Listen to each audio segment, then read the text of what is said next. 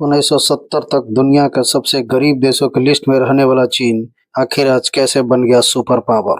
आज दुनिया में सबसे ज्यादा चर्चा चीन की होती है, चाहे उसकी इकोनॉमी को लेकर हो या अपने छोटे छोटे पड़ोसी देशों को धमकाने को लेकर या अमेरिका के साथ इकोनॉमिक कंपटीशन को लेकर या मिलिट्री क्षमता को लेकर। लेकिन आज हम बात करेंगे चीन की सुपर पावर बनने की कहानी को लेकर। हर सुपर पावर की अपनी एक कहानी होती है, जो चीन की भी है। आज चीन सिर्फ 40-45 सालों में ही अमेरिका के बाद दुनिया का दूसरा सुपर पावर बन गया है, और यही हाल रहा तो अगले कुछ सालों में अमेरिका को भी पीछे छोड़ देगा।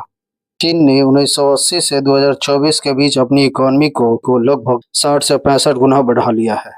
1980 में चीन की इकोनॉमी लगभग $302 बिलियन का था, जो 2024 आते आते यह बढ़कर $18,500 बिलियन को भी पार कर गया है। $29,000 बिलियन के साथ अमेरिका इस समय शीर्ष पर बना हुआ है, वही भारत 5वें नंबर पर है। अब भारत की इकोनॉमी 2024 के अंत तक $4,000 बिलियन को पार कर सकता है। यानी चीन हमसे इकोनॉमिक लिहाज से 4.5 गुना बड़ा है, तो अमेरिका लगभग 7.5 गुना। कुछ लोगों की माने तो चीन ने दुनिया के लिए अपनी मार्केट को खोल दिया, जिसके वजह से चीन तरक्की करने लगा, लेकिन ये पूरा सत्य नहीं है। अगर आप ये सोच रहे हैं कि मार्केट खोलना क्या होता है, दरअसल कुछ देश विदेशी कंपनियों के लिए अपने देश में व्यापार करने के लिए या नए प्लांट लगाने के लिए अपने नियमों में बदलाव करते हैं, आसान बना देते हैं, तो उसे मार्केट खोलना कहते हैं। जिसके वजह से कंपनी अपने माल का प्राइस डिमांड के अनुसार खुद तय करता है, न कि वहां सरकारें तय करती है। 90 के दशक में जब सोवियत रूस का विघटन हुआ तो रूस ने अपनी इकोनॉमी को कंट्रोल करने के लिए अपने मार्केट को खोल दिया, लेकिन इसका परिणाम उल्टा हुआ। रूस का इकोनॉमी और गिरता चला गया। इसके वजह से चंद पूंजीपतियों के हाथ में पॉलिटिकल पावर चली गई। फिर ये पूंजीपति अपने हिसाब से सरकार चलाने लगे। इसे देखकर चीन ने सभी मॉडल के बीच का एक रास्ता निकाला। चीन ने विदेशी कंपनियों को बिजनेस करने के लिए अपनी पॉलिसी तो आसान किया, लेकिन कुछ चीजें अपने कंट्रोल में रखे। जैसे किसानों के फसल के दाम चीन की सरकार तय करती थी, वहाँ के कंपनी नहीं। हाँ, अगर कोई कंपनी सरकार से ज्यादा दाम दे रहा है तो किसान अपना फसल उसे बेच सकते थे, जिसके वजह से चीन के किसानों की आय बढ़ने लगी और चीन के किसान चीन की अर्थव्यवस्था में अपनी अहम भूमिका निभाने लगे।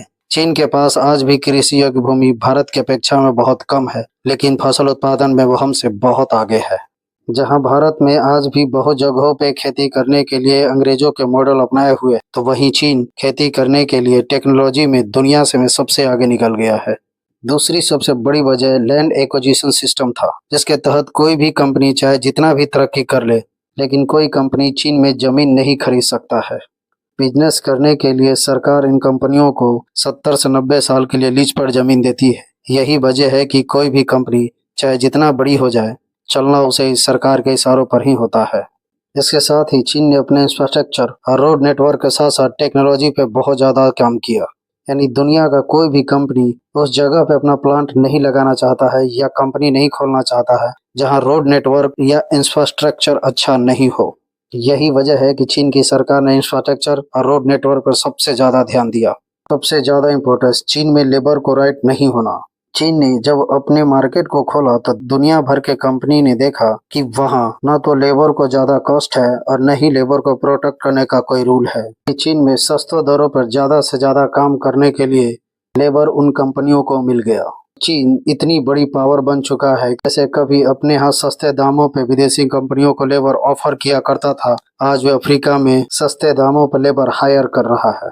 चीन की सक्सेस का एक और कारण है चीन के द्वारा कॉपी करने या टेक्नोलॉजी चुराने की आदत। चीन में जब 1980 में विदेशी कंपनियां आई तो चीन ने उन विदेशी कंपनियों का टेक्नोलॉजी चुराना शुरू कर दिया, जिसके वजह से बहुत से कंपनी चीन छोड़कर चले गए।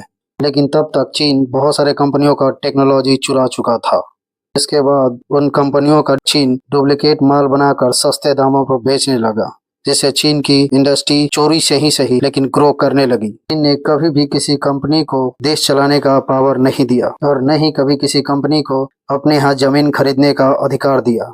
यही वजह है कि चीन की इंडस्ट्री तो ग्रो की, लेकिन कंट्रोल वहाँ की सरकार के हाथ में ही रही। दोस्तों, चीन से हमें सतर्क रहने की जरूरत जरूर है, लेकिन कुछ चीजों में सीखने की भी जरूरत है। हमारा ये वीडियो आपको कैसा लगा कमेंट्स के जरिए बताएं। वीडियो को ज़्यादा से ज़्यादा शेयर करें, चैनल को सब्सक्राइब करें और बेल आइकन को दबाएं। धन्यवाद।